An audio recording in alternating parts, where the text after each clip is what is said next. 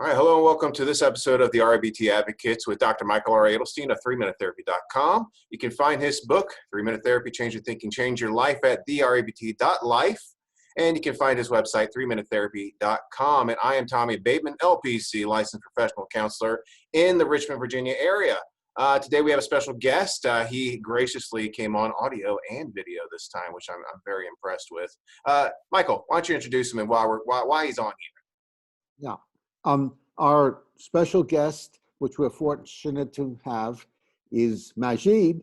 And Majid has been a practitioner of REBT, Rational Emotive Behavior Therapy, for quite some time and has been addressing some emotional problems. So, Majid, would you want to start by telling us about one issue you've been using REBT for and in what way it's helped, or maybe in what way it's been challenges?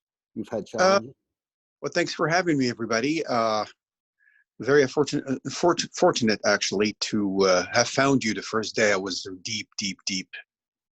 deeply and emotionally disturbed, and I had no idea what REBT was until I met you, and then you introduced you to it. It was a God sent, actually, to me. It helps me a lot from every single aspect of life, whether it's...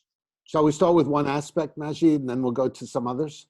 Absolutely. For example, with my always suffered from OCD, and you have intrusive thoughts.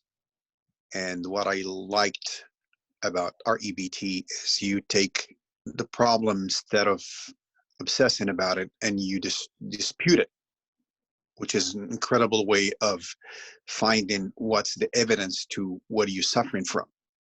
For example, for people that don't know, Majid, can you describe OCD and your experience with it, if you don't mind? Absolutely. Obsessive compulsive disorder, especially the pure O, which I have, pure O, it's all thoughts. Yeah. Some have compulsive behavior, whether you write stuff, sometimes all in your head. You have to, you do compulsive behavior in your head. So I'll give you an example. I'm not going to be vague, but I'm not going to be specific. You have an obsession about, what if I end up broke without any saving in my life? And comes back and back and back and back and back. What helped me with REBT is that whether I'm working or I'm sitting at home and I have this thought, I dispute it with the A, B, C, D. What's the B? What's the belief that I must, for example, I'm very anxious because I may end up broke. That's what the thought is telling me. And then I take the B, the belief that I believe, which is absolutely irrational. What's an example of a B in this case? I must have a guarantee I'm not going to be broke. Well, without REBT, you're lost doing compulsive behavior over and over and over and over again, and you're just getting deeper and deeper into. And what was you gave us an obsession. What was the compulsive behavior? Well, one of them is that you're asking everybody, whether it's your wife, your friends, your therapist, over and over for your reassurance. You're right. You're asking them for the guarantee that you think you must have. So you ask them, do you think I have X number of dollars in the bank? Do you think I'll wind up broke?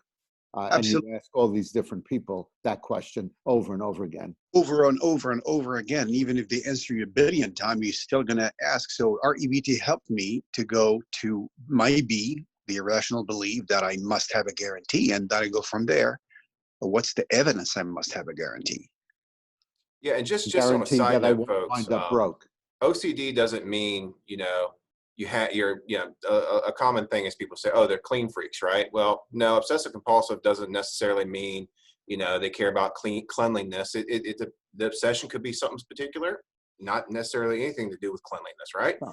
And you don't necessarily have a compulsive behavior at the same time either. It's in the anxiety realm if folks are interested in that.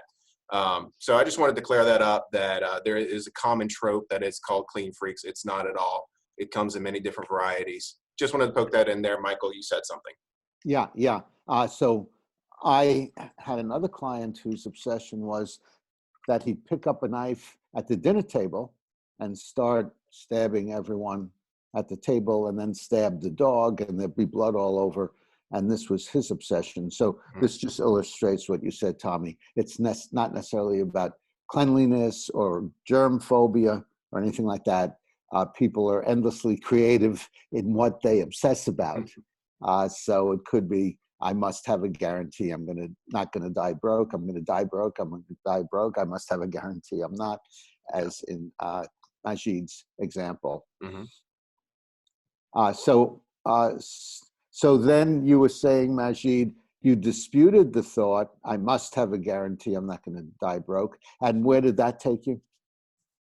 Well, it takes me, you keep disputing it because your mind is a mind of OCD or brain of OCD. The thought will always come back to you. No, you're wrong. Or what if you still comes back and back? And what helped me with RBT is that piece of paper, and I do a 3-minute exercise. What's in your book? What's the evidence? Yeah, What is and yeah, just to illustrate what Majid is saying about the 3-minute exercise, that's also referred to the ABC. So it takes you from A all the way to F, which helps you diagnose the problem, outline it, and then get to the D, as Majid is illustrating. What's the evidence for my must? And normally it's a must or a should or a have to at B, the irrational belief that leads to obsessive thinking. I must have a guarantee. I'm not going to stab everyone or die broke. Or so it's often a demand for a guarantee. And then after D, disputing, which is the question, as Majid illustrated, what's the evidence? I have to have a guarantee. Then E, effective new thinking, and what were some of the answers you came up with, Majid? Well, there is no evidence. There is no guarantee in life in general. Exactly. We live in an uncertain universe and uncertain life. There are no guarantees. So you convinced yourself there are no guarantees, so you don't have to have a guarantee. If you die broke, you die broke. You'll probably get another job and get unbroke.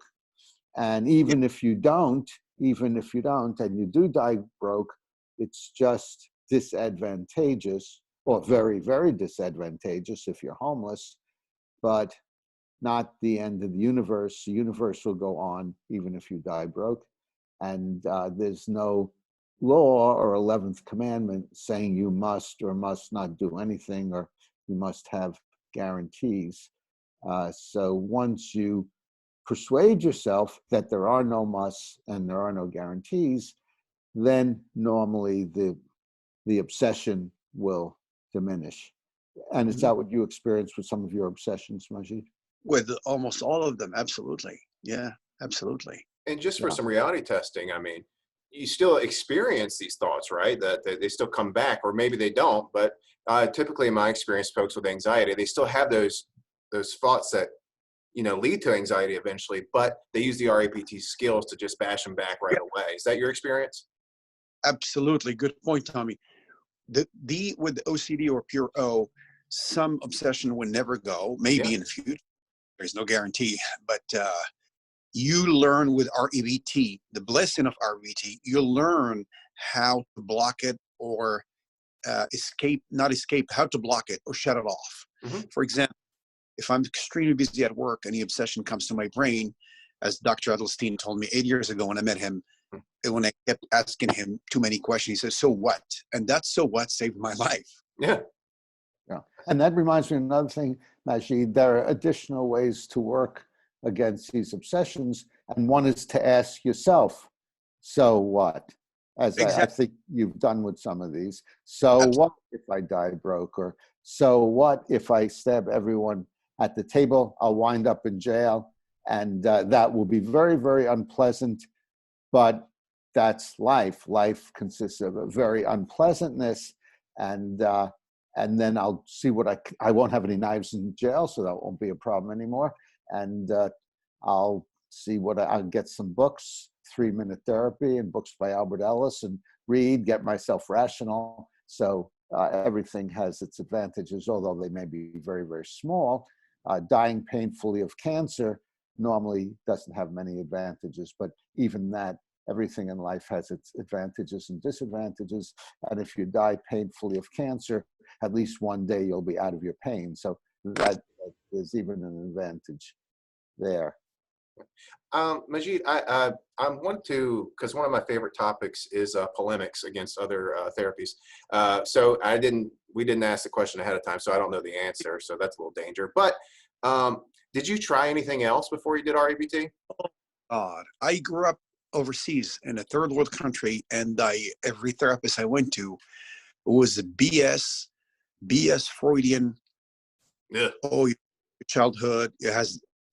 After I discovered Dr. Adelstein, well, I met Dr. Adelstein, and I discovered this incredible rational. When I say rational, it doesn't get rational than that. Yeah. I start discovering that it's all BS. My childhood, my dreams has nothing to do with what I'm having as obsessive compulsive disorder. Right. And I read the second book, reading it of Dr. Adelstein, the Therapy Breakthrough. Yes. Yeah. And it shows that I recommend it to everybody, that Freud is full of it. Nothing has to do with my childhood. Nothing. If I can shut off the obsession right now while I have it, I'm done. Why do I have to blame, oh, my dad smacked me, or my mom slapped me, or I was abusive, or so? It has nothing to do with it. Absolutely. I spent years sitting in a chair. I spent hello? Yeah, we got you. Yeah, you're on. Yeah. You're sitting in a chair, and therapist, tell me about your dreams. Tell me what your dad did to you. Like, what are you talking about? I'm here right now. Yeah. Give me a solution. Years. People spend 30 years for nothing until they die. Yeah. Emotionally disturbed. Yeah, and it's interesting how pervasive psychoanalysis and Freudianism is, because this was not in the U.S. It was not even in a Western European country. Isn't that right, Majid? Mm-hmm. Absolutely. Yeah. Absolutely. So even in all over the world, people believe this nonsense. It just goes to show what a great salesman Freud was, because he changed the course of psychotherapy, or to put it another way, he set back the course of psychotherapy 50 or 100 years by taking people up the wrong path. Yeah. So you said years and years and years with the Freudian bull. Absolute crap. I mean, it's just whatever. Anyway, how long did you engage with Dr. Adelstein in REBT before you started seeing results? Roughly. Maybe 5-6 sessions. Wow. Not even. Yeah. 4 sessions. Wait a minute. It's like mathematics, literally like mathematics. Yeah. Yeah. Oh, yeah, and there's another similarity to mathematics, which is a good parallel, and that is the more you practice it, the better you get at it. Mm-hmm. So, Majid, I imagine that one of the reasons you got results after 5 or 6 sessions is you really started to work at it and practice it, and not just to go the Freudian route, which is looking forward to the next session when you'll talk about your childhood and get you over your problem, but you had things to do in between sessions. Mm-hmm. Isn't that right? Yeah. Well, that's what I call it myself, maintenance. Mm-hmm. If you don't do maintenance, you're going to fall back to, as we have an imperfect brain, our brain is imperfect no matter who you are. If you don't do it and do it and do it, it's like flossing your teeth or cleaning your car or changing the oil in your car. You have to change it every 3,000 miles. And REBT is that you have to practice. To me, in my case, it's every day. Yeah, and I'd like to emphasize, Majid, with clients I have with OCD, not only, as you're saying, practice every day, but then when you're doing much better, keep practicing, because as with washing your car, if you don't keep washing it periodically, the dust and dirt comes back on it. And with brushing your teeth, you might have a perfect set of teeth, but unless you keep brushing it, the plaque and bacteria start building up. So, so that practice is very important, not only to get rid of the musts, but to keep it away. Absolutely.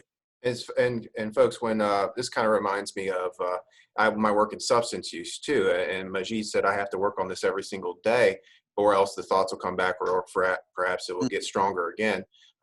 Parallels to substance use, parallels to depression. There's a lot of different things. This is a multimodal, multi-problem solution. I'm a big fan of it. And folks, remember, sometimes we have habitual thinking in our brain, and the way our brain works sometimes is once you have a habit in there, it's in there. And if you don't engage in the new habits, such as REBT, to help you out, the old habit may come back. So that's why we got to keep the skids greased, right? And keep working on it, keep working out. So that's good stuff, Majid. Thank you. Yeah. Oh. And Majid, did you want to say something? Oh, I wish it really makes me, well, I'm making myself upset. It's sad that the popularity that every time I meet somebody, whether I recommend your book, 3-Minute Therapy, or start talking about REBT, one thing that helped me a lot is that when I met my friend and I ask him, I become a therapist for a short period of time, which is when I'm doing it, I'm practicing. Yes. I'm doing it. At the same time, I'm practicing. And they, 99.99% after I tell him, for example, your boss screamed at you. Oh, yeah? And you're upset? Why are you upset? Well, he screamed at me. He treated me badly. Well, that's not your boss. And they're like, what are you talking about? Okay, let's put a piece of paper. You have a piece of paper and pen, and we go step by step. Yeah. End of the session, he goes, or she goes, oh, my God, this makes sense. Yeah. And my point is, I wish I can help anytime you guys want. The word must be spread, not must, but be nice, be spread out there. Yeah. For people to know that Freud or Freudian therapy is a waste of time. And the proof is, I was in medicine, heavy medicine, for a long time until I discovered REBT. And believe it or not, I stopped the medicine completely. Wonderful, wonderful, fabulous. Because of the rational emotive behavior therapy. I'm a therapist. Of course, Dr. Adelstein is my life savior, absolutely. But I became my own through him. That's right. That's right. Yeah. And that's really the And power of this therapy, is that, as Majid pointed out, he can transfer it to others. And it's understandable. You don't have to have a degree in counseling as I do, or a doctorate in psychology as Dr. Adelstein does. Yeah. You can do it on your own. In fact, when I was a therapist in a jail, and as Majid pointed out, he got stronger in his REBT by teaching it. And that's certainly the case with me. I would present it to them, and it would just click. Like, this way of thinking was not presented to them before, and it clicked immediately, and it started chilling out. And then they started teaching each other, and it was amazing stuff. So, let's just, the jail population isn't full of a bunch of master's degrees, to put it lightly, right? So, but they were able to do it just fine. It's wonderful. Yeah. It's very simple theory. Get rid of your musts, get rid of your shoulds, but it has profound ramifications. And Tommy, you used the term earlier, maybe mistakenly, multimodal therapy. And then you can make a case that REBT is a multimodal therapy. And Majid illustrated another mode of working on it, in addition to writing out the 3-minute exercises, the ABC. Majid, you said you taught it to others. And as you said, Majid, the more you teach it to others, the more you reinforce it for yourself.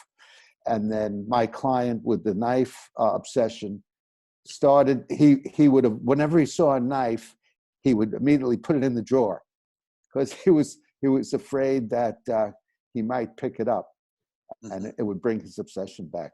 So in the later stages of therapy, he started to carry around the knife. Nice. To prove to himself that he's in control. The knife is not. The knife is not going to jump in his hands and start stabbing people.